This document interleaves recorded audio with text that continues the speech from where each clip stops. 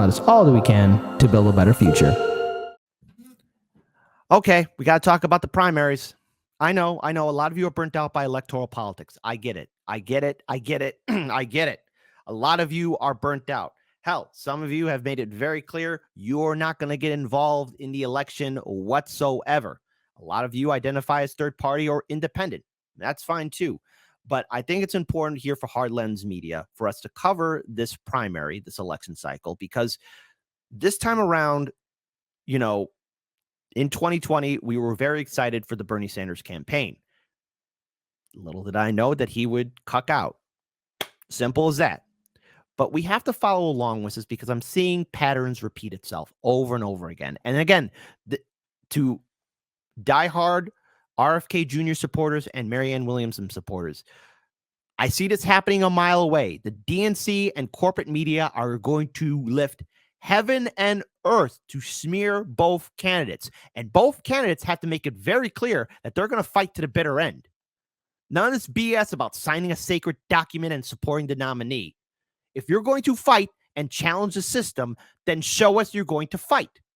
Now, I don't know how real they are, how authentic Marianne Williamson and RFK Jr. are going to be, but from my perspective and from what a lot of voters have gone through, they're sick and tired of just being dragged along. And here we're seeing corporate media really challenge and smear Robert Kennedy Jr. Now, Simone Sanders has made it clear that she doesn't see RFK Jr. as a threat. I want to pull up this video here. Shout out to Matt Orfila for retweeting this. Says Kennedy won't win because Dems won't let him debate, basically admitting he'd win if there was a debate.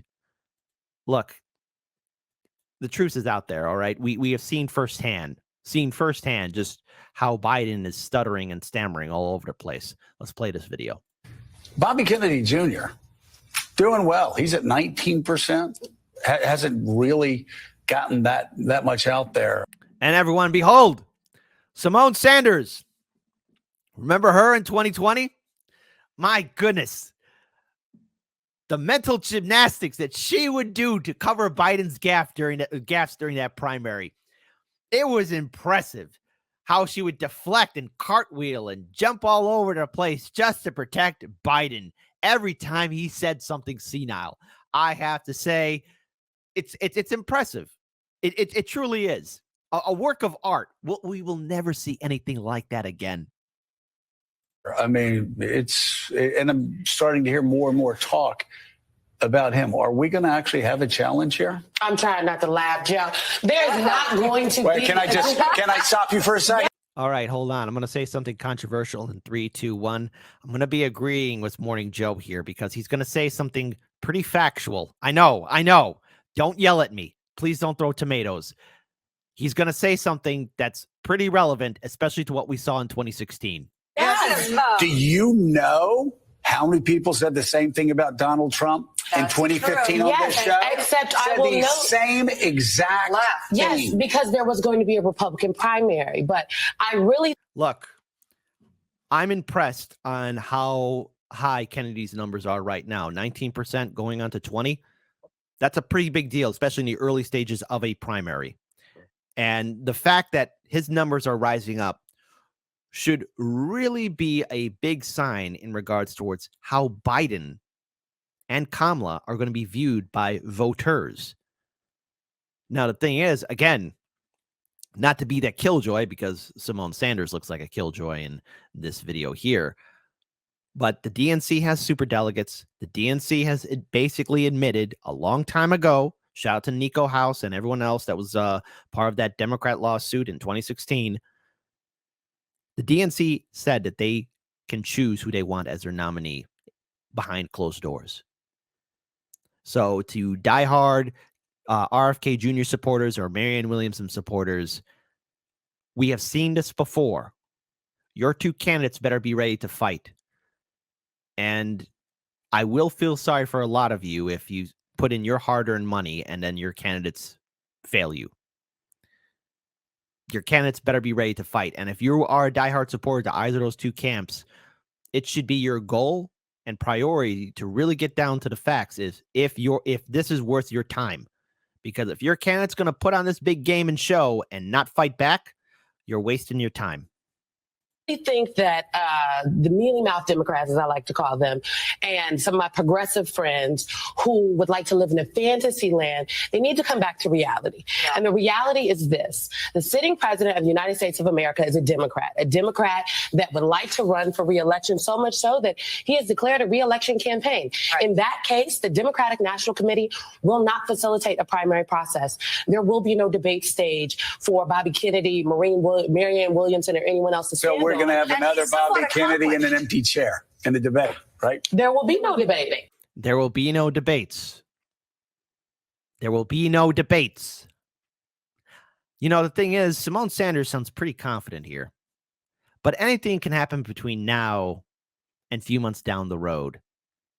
Yeah, no debate. The Democratic National Committee administers the debates, and they're not going to set up a primary process for debates for someone to challenge the head of the Democratic Party. Yeah. David, a lot of Democrats concerned about Joe Biden. They may not be saying it in front of the television camera, but man, get those cameras off. Yeah, man, get those cameras off of Joe Biden. I want to pull up this video here. It's just a few short seconds, but it's from Case Study QB. Please be sure to support him on Twitter. He is wrongly being censored. Check this out. And this is in regards to discussing the DNC rigging the election for Joe Biden like they did, well, not only in 2016, that was for Hillary Clinton, but also in 2020. Let's play it. Well, Robert F. Kennedy Jr. is, I believe, 10% to 21% in some polls. But here's the thing, though, Brian. Just like in 2016, the Democratic Party is trying to rig the election in favor of Joe Biden. Now, look, while Fox News is struggling with views, I do like the fact that they do address the fact of what happened in 2016. Hey, folks, at least somebody's talking about it. No, it's not TYT. It's not DNC. It's Fox News of all places. Was that on your bingo card for 2023 that you would hear that being talked about on Fox News, that the DNC committed election fraud in 2016 during the Democratic primary? If that was on your bingo card, shout out bingo if you got all five. There you go. Now let's play that again. But here's the thing, though, Brian. Just like in 2016, the Democratic Party is trying to rig the election in favor of Joe Biden. We saw this before with Hillary Clinton. We're seeing it now with them not even wanting to take on certain primaries. The New York Times came out with a post recently where they talked about the frustration that Black voters are feeling, the enthusiasm gap that Black voters have, and how they feel that he's not kept most of his promises. Now, that comes on the heels of the 70% poll that came out with the NBC, which showed that 51% of Democrats didn't want to see him run again. I think if they have a candidate like Robert Kennedy Jr., who's able to get steam and money, that may make a difference. But of course, you got Democrats who are looking to rig the election in favor of Biden. But I think it doesn't look good for Joe Biden if there's a real candidate that steps in the race. Fascinating. Now, apologies for the low volume. I think that's just the way it was recorded in there. But all in all, the full video is that, look, Democratic voters, Black voters, want something different than Joe Biden. And let's face it, not to keep on saying this over and over again, because I know RBN and Jimmy Dore have covered it thoroughly too. Joe Biden has a long, sad history of treating Black voters like crap. Okay, this isn't open up for debate. I mean, just look at Biden's track record. Okay, hey, look at Biden during the civil rights movement. Was he really in jail with Nelson Mandela? That's right, he said that. Was he really marching with Dr. Martin Luther King? No, he wasn't. Joe Biden was against busing and desegregation. Joe Biden said he didn't want his white kids with Black kids.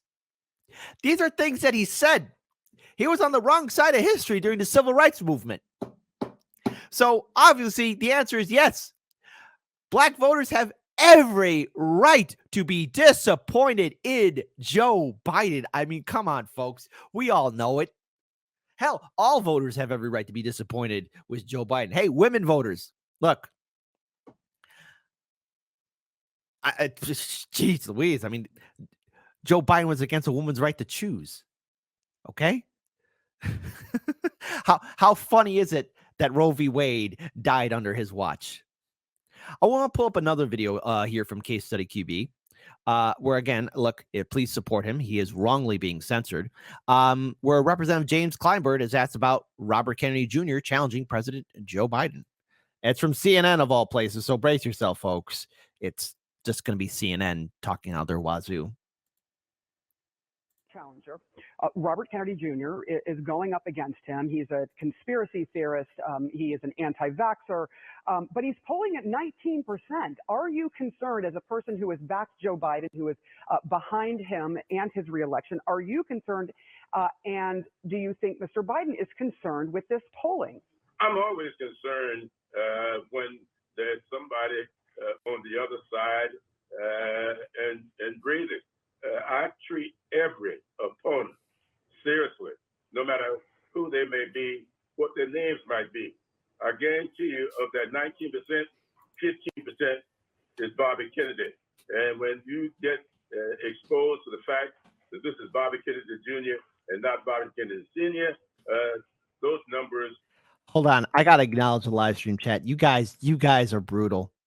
You guys are brutal and funny. Mastermind Hour says Fred Hampton was his butler for Joe Biden. Who else? Somebody wrote something else here too. Hold on. There was one that was really good. Where is it at? It was about Joe Biden. Somebody wrote, Dr. Nick Riviera wrote, it's almost as if Roe v. Wade was aborted under Joe Biden. Mastermind Hour writes, Rosa Parks was Hunter's wet nurse. Oh, dude. Malcolm X was Hunter's Essex tutor. Mastermind Hour. Jeez Louise. Oh, God. Oh, God, that is funny. Oh, my God. That is funny. Hold on. What else is there? Somebody wrote, he used to talk political theory with Malcolm X. Oh God, audience. Oh, why is my audience so brutal? Why is my it's I know I never encourage you guys to be that brutal. I am shocked. Why is my audience so brutal? Are going to reflect that reality. So this 19% doesn't bother me at all. I am bothered by anybody who's an anti-vaxxer, who is a conspiracy theorist. This is all about a democracy moving forward, leaving a country for our children and our grandchildren, and you cannot do that if you are against vaccines. Don't worry. Hey, World Health Organization declared it over, buddy. It's over. Don't worry, YouTube. The World Health Organization declared it. It's over. It's over. YouTube. It's over. What? You can't argue with that institution, YouTube. You made it very clear. We must all follow the orders now. I grew up at a time when polio was running rampant. Why did we get rid of polio? Because vaccines, Jonas Salk and Albert Sabin. And now we've got a vaccine for this pandemic, and you're trying to get it behind us. And anybody that's against vaccinations, I just have. Okay, enough of that. There's a few seconds in. I just don't want to be hearing any more of that crap. It's just interesting that that's what they're going to be going after Robert F. Kennedy Jr. The vaccines, and oh no, he's challenging Joe Biden. He's not a real threat. This early on in the game, Robert Kennedy Jr., and to be fair, Marianne Williamson made her declaration first. Both of them actually have pretty high numbers. Again, Marianne Williamson's at 9%. Robert F. Kennedy Jr. is at 19%. And Joe Biden was the last person to throw his hat in the ring as it stands right now. These early numbers are not a good sign for Joe Biden. Again, a lot more needs to be done. Obviously, both Marianne Williamson and RFK Jr.'s campaigns need to be ready further on down the road so that they could challenge Joe Biden. And let's face it, the corporate media smears are going to be coming at them from everyone in the political spectrum. It's going to intensify, and it's going to be hilarious. But the thing is, and I want to be very careful with this prediction here, but the thing is, I see the numbers going in favor for RFK Jr. and Marianne Williamson. Now, no, look, I'm not going to tell any of you how to vote, but the numbers are going to be rising up. The DNC and corporate media can try and lift heaven and earth to protect Joe Biden's image, to make sure that the cameras are not on Joe Biden. But the less Joe Biden speaks, the less he's around, the more people will question. Joe Biden has yet to go to East Palestine, Ohio. He has yet to really, truly speak to the American people. Can Joe Biden really handle himself in a debate? Can Joe Biden speak for more than just a few minutes? Can he speak for a half hour, an hour, 2 hours? How sharp is his mind? How clear are his thoughts? Is he truly capable of being our leader? Let's face it, Joe Biden is no spring chicken. He is an old man now, very old. And with age comes a decline. We've all seen that. At the end of the day, and a final note to this segment, I would encourage anyone that is part of the Marianne Williamson campaign and RFK Jr. campaign to run your campaign as aggressive as Trump ran his in the 2016 Republican primary. If you try and play nice like Bernie Sanders did in 2016 and 2020, you will be steamrolled. If you try and appease and play nice, you're going to be taken advantage of. You're going to still be made into the villain. And to anyone that's giving money, your hard-earned money, to either Marianne Williamson or an RFK Jr., you really need to ask yourself, how far are they willing to go? How far are they willing to go to fight for their cause? Because if it all comes down to a convention where once again we see the DNC play their same games like we saw in 2016 and 2020, we are all then wasting our time. And this is why, again, we have to break away from the two-party system. I hope things can turn out differently. I want things to turn out differently. But I don't think that's going to be the case.